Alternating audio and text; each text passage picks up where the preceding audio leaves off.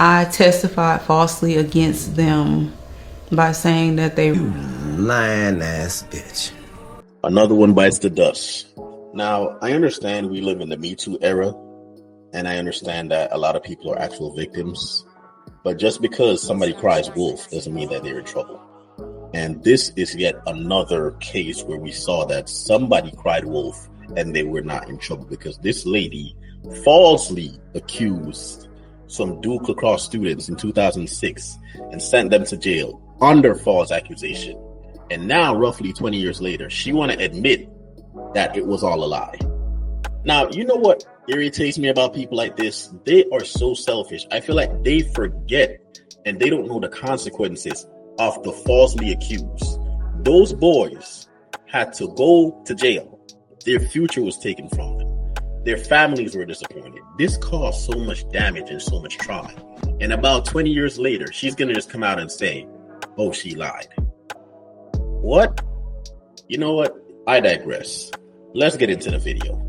To your neighbor that lives trustingly beside you, and they were my brothers, and they trusted me that I wouldn't betray their trust. And I testified falsely against them by saying that they raped me when they didn't, and that was wrong. And I betrayed the trust of a lot of other people who believed in me.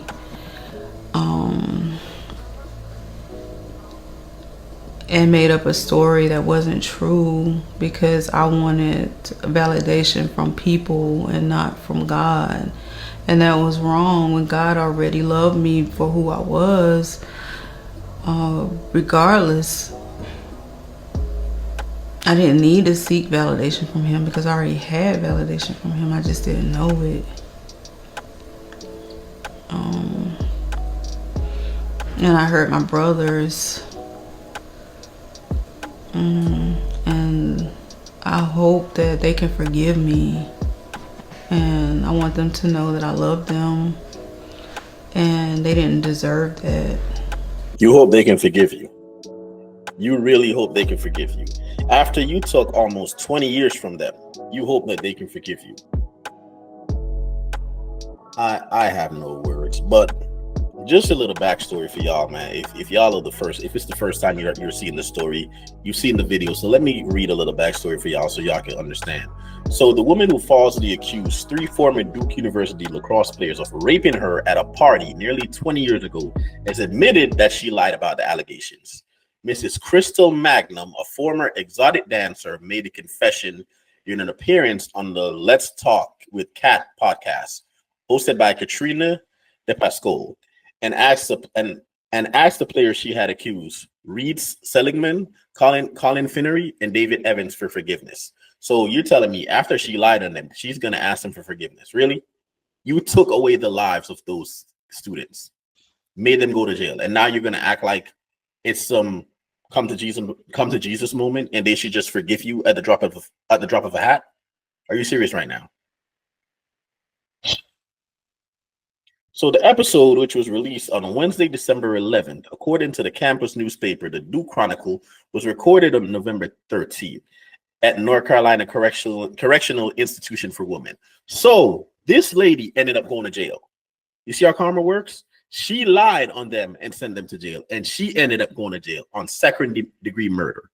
That's karma. That is karma for your ass. During the recording, Magnum stated that she doesn't have any regrets and everything happens to get everybody to the point where they are. Are you serious? Are you serious? You straight up lied and called these men rapists and said they raped you. And you're going to tell us you have no regrets?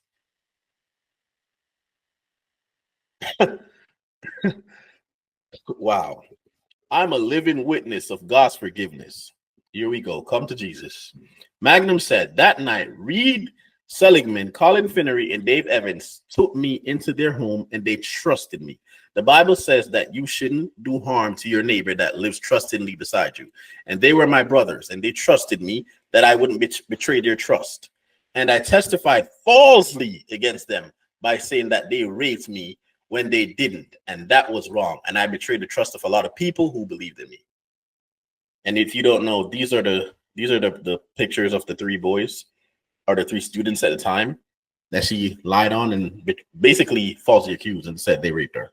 I made up a story that wasn't true because I wanted validation from people and not from God. Listen, I'm not even going to go into the soliloquy and the rest of that article. But what I will say is this.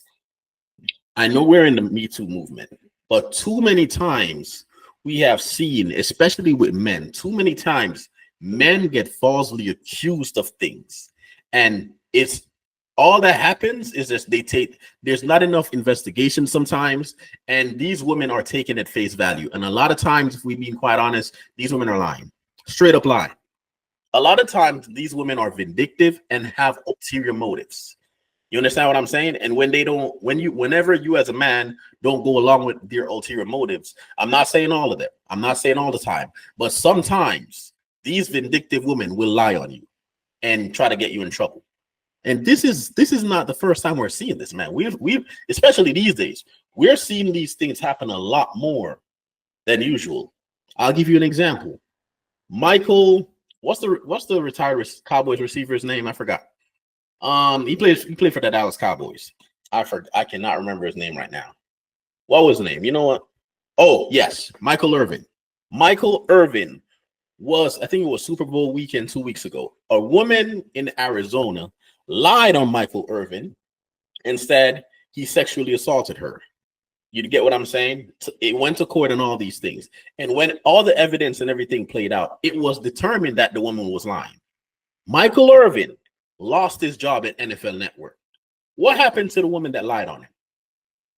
I haven't. It looks to me like she's living a regular life. It looks to me like she had no consequences. And that is why this is the type of behavior that I feel like encouraged a lot of these women to lie on men, because there's no consequences. If there's no consequences to a behavior, that's basically you telling people it's okay to do it. It's okay to do it because there's no consequences. Nothing's going to happen if you do it, so it's okay to do it. That's like me saying, hey, if you break into that store and steal all the money out the register, you're going to be fine. You're going to have your job tomorrow. You're not going to get fired. You're not going to go to jail. Everything's going to be chill. I'm going to do it. I'm going to do it. If I'm really that desperate for money and I'm a messed up person, I'm going to go do it. You know why? There's no consequences for it. We've seen a lot of these women, and due to the Me Too movement, man, that's a big part of this too, because the victim is always right. That's how a lot of this is set up. The victim is always right, and the suspect is always wrong, and the suspect is always guilty. That is what enables a lot of this BS to continue to happen and happen.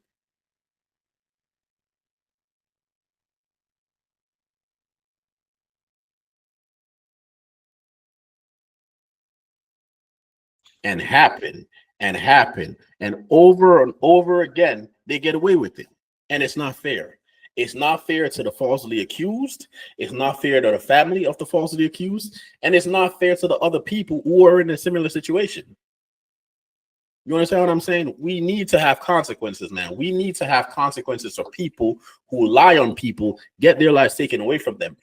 We need to have consequences for those people. Every woman or man that lies on somebody and have them falsely accused, they deserve some serious jail time and serious consequences, because that's the only way we're going to curb this type of behavior. This is truly sad. I don't know these young men, but I really, really hope their lives can be given back to, society forgives them. I hope they might. I know you cannot make up for the time past. You cannot make up for the time past. I hope they are subsidized in some way or given some financial compensation because of the huge mistake that was made by the courts. I hope they get some type of financial restitution. You understand? Even though they cannot get back the almost 20 years that they spent behind jail, falsely accused at that. You know what I'm saying? I wish these men the best. And to the woman, to this woman, I sincerely hope she gets everything that's coming to her. I really hope so. And to everybody who's like this, who like to lie on people and destroy people's lives, I hope you get what's coming to you too. And I hope y'all get what y'all deserve. That's all I got to say about this topic, man. Let me know about you. Let me know your thoughts in the comments. All right. Don't forget to like, comment, and subscribe to the channel. We're trying to grow this thing. All right. I appreciate y'all for tapping in with me once again, man. And until next time, this is very disgusting. I really didn't have a choice but to talk about the story. And it's truly a sad world. It's truly a sad world. But until next time, man, y'all take care.